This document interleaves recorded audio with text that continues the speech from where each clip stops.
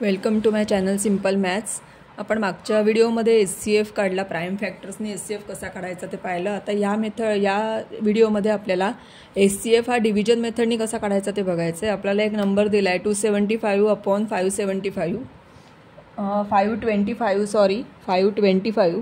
तर हा आपल्याला नंबर दिलेला आहे आणि ह्याचे आपल्याला डिव्हिजन मेथडनी एचसीएफ काढायचा आहे। ह्याच्यासाठी आपण काय करायचं, हा जो मोठा नंबर आहे 525 त्याला आपल्याला 275 ने डिवाइड करायचं आहे। 275 वन जा 275।